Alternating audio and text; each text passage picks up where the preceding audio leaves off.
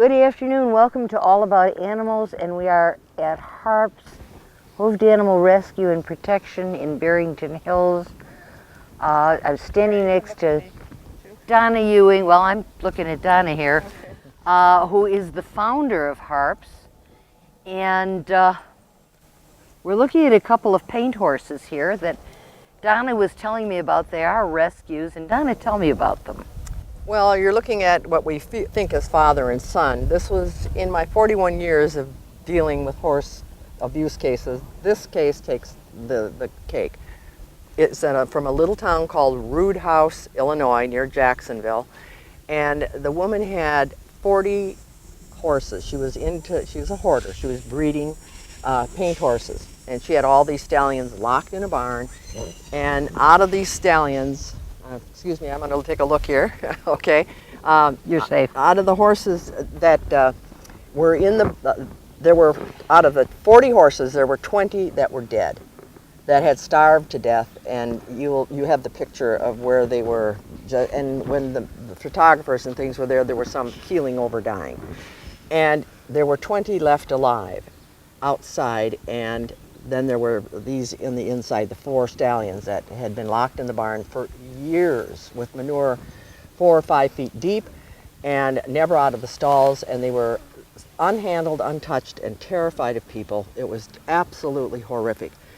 No one would handle them or touch them, and the Department of Ag gave the orders to have them to be impounded, and they impounded them, and they gave them to a man who started a rescue, but was not had never had any experience with stallions like this. So the only thing they could do was have them euthanized because they were untouchable. And so the man called me and he said, "They're so beautiful, and I've been feeding them, so they're a little stronger now, but I can't touch them because they bite and they strike."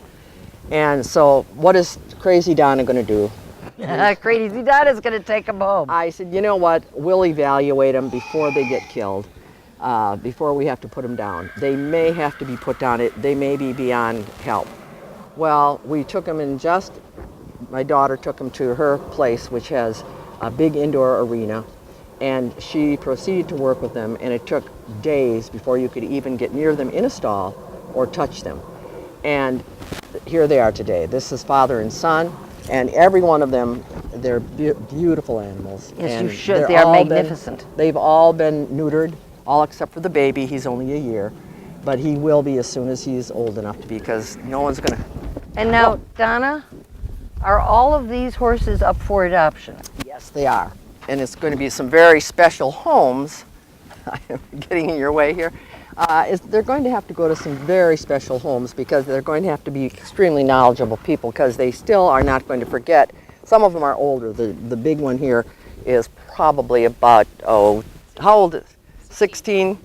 He's the oldest of the stallions. He's about 16 years old, but and he's going to take a lot of training if he ever will be rideable. We're not sure, but he's just so beautiful. I just didn't have the heart to put any of them down. He may be just a beautiful decoration for somebody's life, because he's approachable now, and he's certainly pettable, and he wants to be touched. And he's really very loving. They're all loving. And his little son, when he first got in the stall, Sherry, he stood in the corner and trembled like a leaf. His whole body was covered with lice. He had probably never been touched. And he would turn and kick at you, bite and strike. I mean, he was so terrified of humans. And we had Rhonda gentled him, and we had a young man that every day we taught him how to touch and how to gently approach him. And today, he was just in the 4th of July parade, and he came to us in January. So what is that, 6 months or something? It's incredible. So he came in April? April? So April, May, June, July, in 4 months, you've had a total turnaround in personality. And folks, that's why we're here. We will show you before pictures of these animals, so you have some sort of an idea. Because basically people out there don't understand, they don't know. We show them occasionally dogs that are suffering or have been mistreated. People don't think that people mistreat horses, but they do. And it's worse, because they think if they throw them in a field and there's some grass, the horse will take care of itself. And that's all they need to do. And into the field they go, and in that field they die. So Donna and her daughter Rhonda, and the people who work with her and help her out. Wonderful volunteers. Are angels from heaven who take these animals. And years ago, Donna once said to me, I have the pleasure of watching these animals go from death to life. Yeah, Here's a horse that if he would do this, he would come at you with his teeth and run in the corner and tremble. And then he would spin around, and he kicked you twice, didn't he? He got me once. He got me once pretty good, right? Oh, good. Here. Yeah. Well, when we were first starting to handle him, he was terrified. If you made one move like this, Sherry, I swear he was going to climb the wall. Right, straight up the stall wall. It was bad. He was as bad as any wild colt I've ever seen. Wild. This is Chester, and he looks like he might be Arab thoroughbred, and he is so exquisitely beautiful and was the most difficult to handle. And he never connected with people. Rhonda nicknamed him Helen Keller because regardless what she did with him, he had a screen over his face, he had eyes, he had no idea of what a human being was and could care less. And now, this has been, look at this, now since he wants he's to be been petted. neutered, and his eyes are beginning to soften. He's going to be a real work in progress, but he's worth it. Look how magnificent he is. He is beautiful. And he is, and it's such a thrill to see something go from terror to trust. And we have Rhonda to thank for a lot of this, and a lot of our volunteers that she's taught how to approach horses and so on. And it really is tremendously rewarding. And we're hoping to use these horses and these examples for a lot of the children from a group called EGALA, where young people are having difficult times emotionally, and we've had just some horrible things happening with children that are just kind of lost. And they're going to be coming and working with these animals and learning how you can learn to love and trust, regardless of what has happened to you. And especially from an animal that needs nothing more than love and trust. Right, and these young people can come, and once they break through and they begin to see what it's like, they realize they can also make the transition and break through and learn to love, even though they might have had bad things happen to them in their life. So it's a double whammy, it's a double win, and I'm thrilled. Okay. Good boy. Now, you could no more do this, and he didn't know people existed. You can even pull his mane down. I mean, you know, take it down.